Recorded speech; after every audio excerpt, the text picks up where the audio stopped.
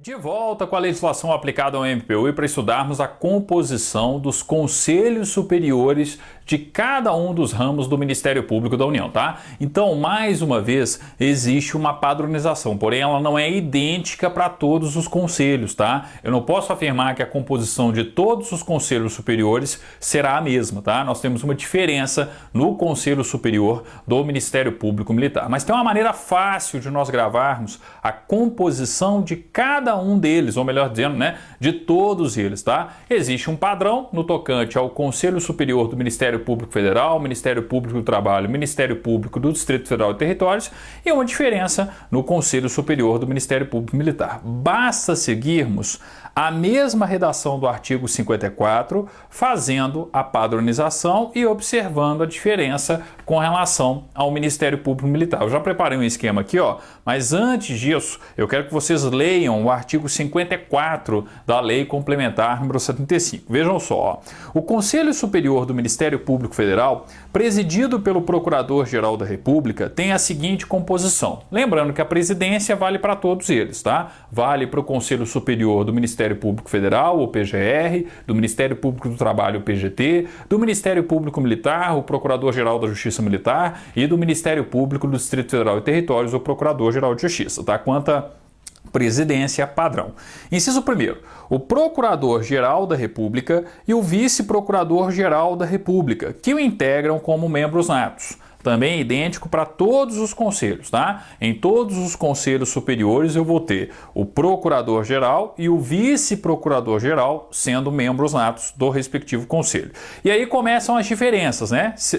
É igual para o MPF, MPT e MPDFT, mas diferente para o Ministério Público Militar, tá? Então, ó, inciso 2º e inciso 3º, padrão para os conselhos superiores no âmbito do Ministério Público Federal, Ministério Público do Trabalho e Ministério Público do Distrito Federal e Territórios. Vejam só inciso 2º, ó.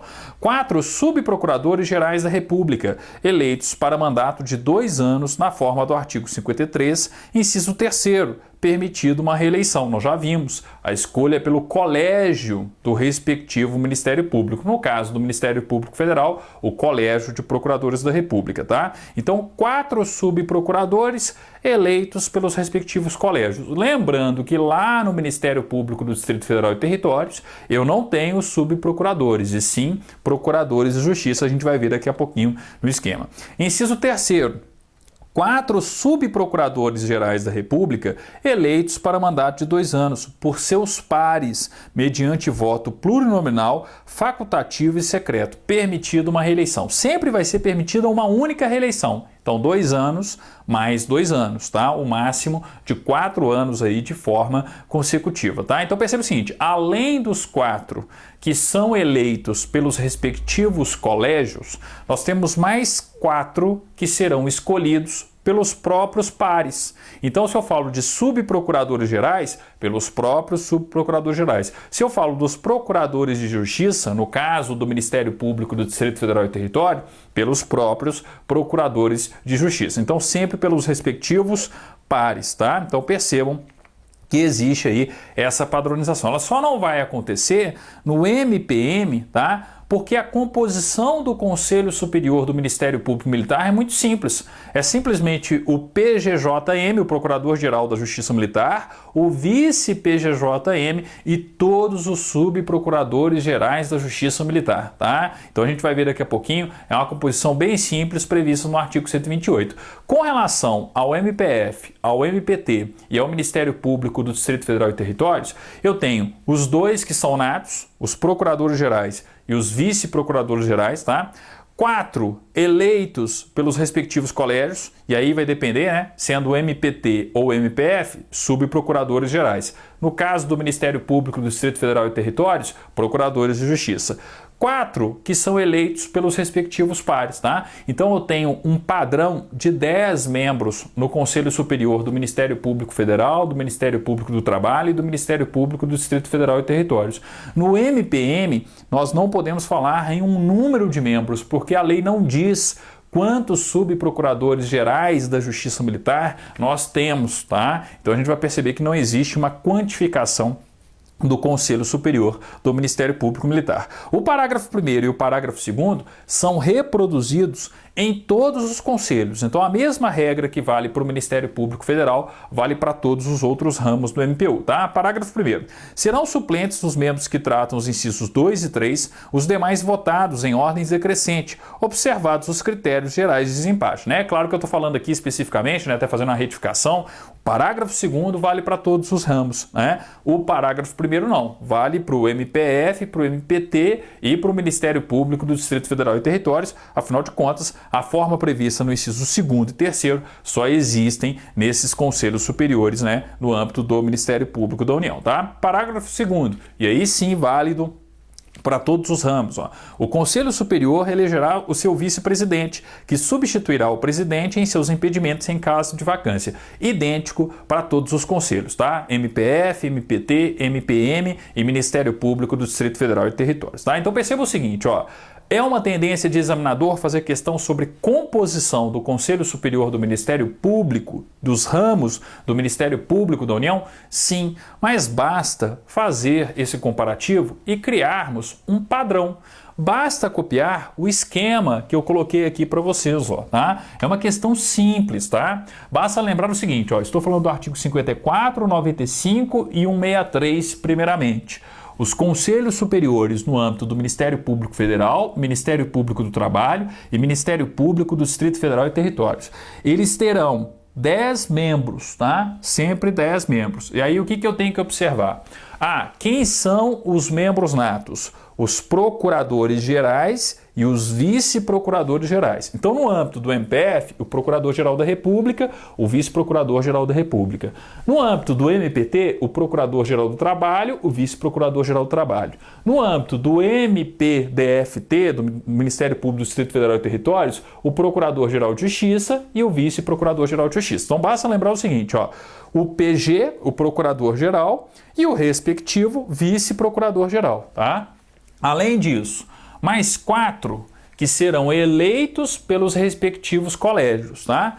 4 o quê? Subprocuradores gerais, no caso do Ministério Público Federal, 4 subprocuradores gerais da República e 4 subprocuradores gerais do Trabalho, no caso do Ministério Público do Trabalho. Lembrando que a eleição vai ser pelo Colégio de Procuradores da República, no caso do MPF, Colégio de Procuradores do Trabalho, no caso do MPT, tá? E como não existe subprocurador no MPDFT, no Distrito Federal e Territórios, eu tenho 4 proques justi, 4 procuradores de justiça, tá? Todos eles eleitos pelos respectivos colégios para um mandato de 2 anos, permitida uma recondução. Então, 2 anos mais 2 anos, fica no máximo 4 anos, tá? Exercendo o respectivo mandato, tá? E cuidado com o Conselho Superior do Ministério Público do Distrito Federal e Territórios, tá? Lembrem-se que a eleição é feita pelo Colégio de Procuradores e Promotores de Justiça, tá? Então eu tenho que lembrar da denominação do colégio, né, no âmbito do Ministério Público do Distrito Federal e Territórios.